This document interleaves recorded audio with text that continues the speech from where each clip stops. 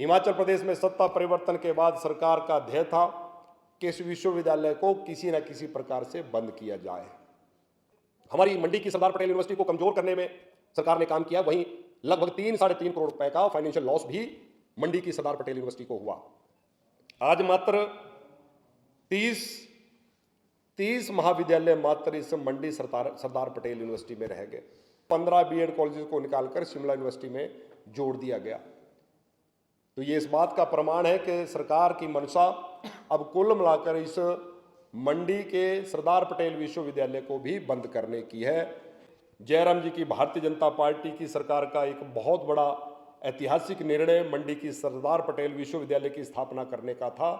उस निर्णय को भी ये कांग्रेस की सरकार पचा नहीं पा रही है और इस सरदार पटेल विश्वविद्यालय को बंद करने की ओर जो है वर्तमान की सरकार आगे बढ़ रही है। लेकिन मेरी प्रदेश की सरकार को चेतावनी है, अगर सरकार ने इस प्रकार का कोई कदम उठाया तो भारतीय जनता पार्टी सड़कों पर उतरेगी। सरकार के मंत्रियों को मंडी में यहाँ पर घुसने नहीं देगी और ना ही मुख्यमंत्री को यहाँ पर घुसने देगी। और ये एजुकेशन बोर्ड जिसका सफर 55 वर्ष का, अब इस बोर्ड को भी सरकार की मंशा जो है मुझे लगता है कि बंद करने की लग रही है। सेल्फ सस्टेन्ड बोर्ड है, आत्मनिर्भर बोर्ड है, लेकिन इसकी भी वित्तीय स्थिति को खराब करने में वर्तमान की सरकार का आज योगदान है। लगभग 87 करोड़ रुपए की देनदारी अभी हमारा जो एचपी एजुकेशन बोर्ड है उसकी सरकार की देनदारी है। सरकार ने निर्णय ले लिया कि हम 100 सीनियर सेकेंडरी स्कूल्स को सीबीएसई के साथ एफिलेट करेंगे, लेकिन सीबीएसई के साथ जोड़ने के पीछे हमें सरकार की मंशा ध्यान नहीं आ रही है। अगर मान लो मंडी का ये स्कूल एक सीबीएसई के साथ एफिलेटेड हो गया तो दूसरे बच्चों में भी एक थोड़ी सी हीन भावना आएगी। हालांकि सिलेबस सेम एचपी बोर्ड का भी है और सीबीएसई का भी है। टीचरों में भी आपस में उनके मन में भी किस प्रकार से आएगा कि कुछ लोग सीबीएसई के अंतर्गत रहेंगे और कुछ लोग एचपी बोर्ड के अंतर्गत रहेंगे। हिमाचल के सरकारी स्कूलों को भी उसकी एफिलिएशन की फी देनी पड़ेगी, जो मुझे अनुमान है लगभग 40 से 50 हजार रुपया। और सरकारी स्कूलों के लिए एचपी बोर्ड में एफिलिएशन की कोई फीस नहीं है, क्योंकि ये 100 स्कूल जब हिमाचल प्रदेश के बोर्ड से निकालकर उनको सीबीएसई के साथ जोड़ा जाएगा तो स्वाभाविक तौर पर हिमाचल प्रदेश एजुकेशन बोर्ड को फाइनेंशियली लॉस भी होगा। जहां बोर्ड आत्मनिर्भर है वहीं सरकार की मंशा भी इस बोर्ड को भी धीरे धीरे इसको भी समाप्त करने की, बंद करने की मंशा लग रही है, जिससे वहां पर वित्तीय संकट भी आ रहा है।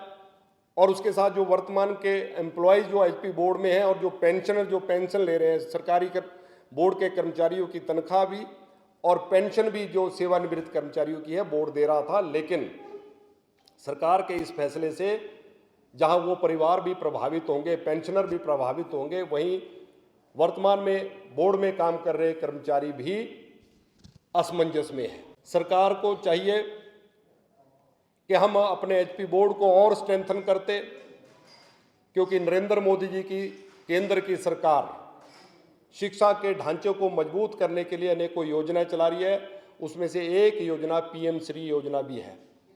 इस योजना के अंतर्गत स्कूलों के में गुणवत्ता और बुनियादी ढांचे को मजबूत करने के लिए टीचर को डेवलप करना, वहाँ की गुणवत्ता में सुधार करना, ये सारा काम जो है पीएम श्री योजना के अंतर्गत भी हो रहा है। तो मेरा वर्तमान की प्रदेश की सरकार पर यह आरोप है, प्रकार से आप हिमाचल प्रदेश के एजुकेशन बोर्ड को भी आप बंद करने की ओर आगे बढ़ रहे हैं और हिमाचल प्रदेश के विद्यार्थियों के भविष्य के साथ और हिमाचल प्रदेश के टीचरों के साथ भी आप अन्याय कर रहे हैं, उनके भविष्य के साथ भी आप खिलवाड़ कर रहे हैं। बोर्ड है, आत्मनिर्भर बोर्ड है, लेकिन इसकी भी वित्तीय स्थिति को खराब करने में वर्तमान की सरकार का आज योगदान है। लगभग अच्छी शिक्षा हमारे हिमाचल प्रदेश के एचपी बोर्ड के जो स्कूलों में हमारे हिमाचल के अध्यापक अच्छी शिक्षा दे रहे हैं, पीछे हमें सरकार की मंशा ध्यान नहीं आ रही है। और सीबीएसई के जो पैरामीटर है उसके मुताबिक अच्छा इंफ्रास्ट्रक्चर,